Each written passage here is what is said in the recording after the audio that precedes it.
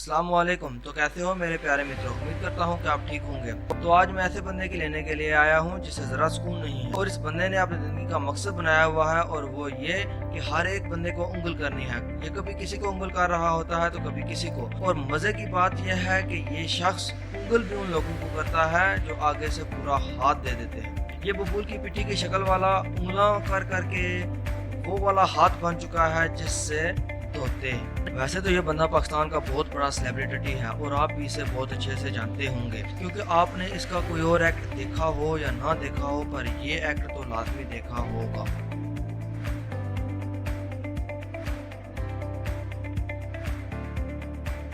देखा है ना, मुझे पता था। वैसे मैं अपनी बताऊं तो मैं उस वक्त हिस्ट्री का ड्रामा देख रहा था, सुना चंदा, और जब मैंने ये देखा तो फिर मेरे ड्रामे की मदर सिस्टर हो गई।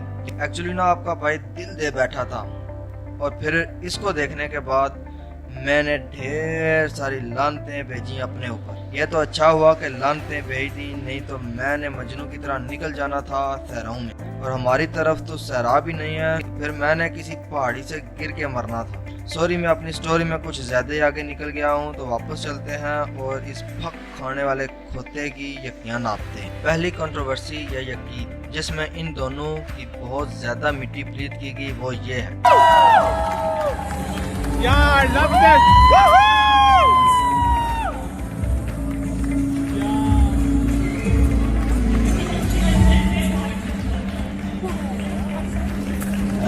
अच्छा ठीक है, हम इतने मॉडर्न हो गए हैं या फिर तुम लोगों ने हमारे दिमागों को इतना मॉडर्नाइज कर दिया है कि हम प्रपोज तक की यकीन को मान सकते हैं। पर ये क्या है?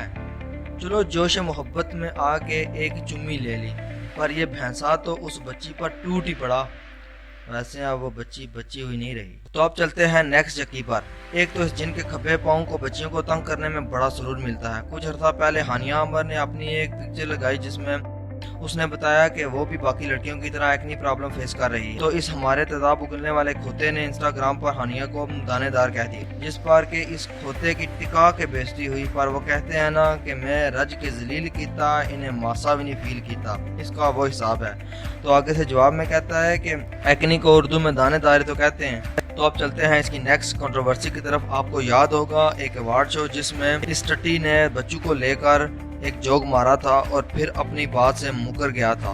ये देख लें। आपने कहा क्या था एग्जैक्टली? तो मैं वही बता रहा हूँ कि इतनी पुरानी बात है, मुझे तो अब याद भी नहीं है, लेकिन पॉइंट ये है, आपको ये याद है कि मैं गलत कह रहा हूँ, ये याद नहीं है कि सही क्या मैं है? ये कह रहा हूँ कि वो वीडियो कहीं नहीं है, तो इसका मतलब किसी ने कुछ नहीं वीडियो देखा। कहीं नहीं है या आपने मगर कहा कुछ सब- नहीं है? मैंने तो कहा ही कुछ नहीं, वीडियो बनेगी कैसे? ऐसे बंदे होते हैं जो पैसे देकर अपनी गांड मरवाते हैं और फिर अपने जैसे दोस्तों में बैठकर खुद को पाक शो करते हैं।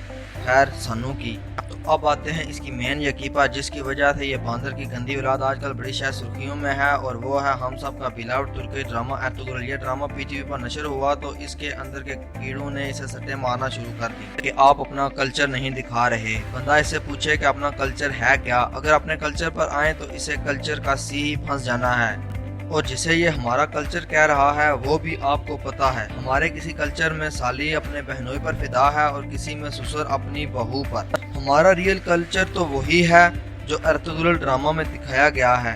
मैंने खुद भी ड्रामा देखा है, बड़ा सबक है उसमें। कुरान की तिलावत, तर्जमा और तफसीर भी बताई जाती है। खुद भी देखें और अपने बच्चों को भी दिखाएं, नहीं तो हमारी नेक्स्ट जनरेशन लगी होगी इसके बताए हुए कल्चर पर। अभी रिसेंट हिजरा बल्जीक हलीमा सुल्तान को की मोबाइल ने अपना ब्रांड एम्बेसडर बनाया, तो इस बात पर भी इसको बड़ी तकलीफ हुई है कि अपने एक्टर्स को इग्नोर करके एक गैर को काम दिया गया, और अगर रिस्क इसके हाथ में होता तो तुर्किश एक्टर्स ने तो भूखा मर जाना था।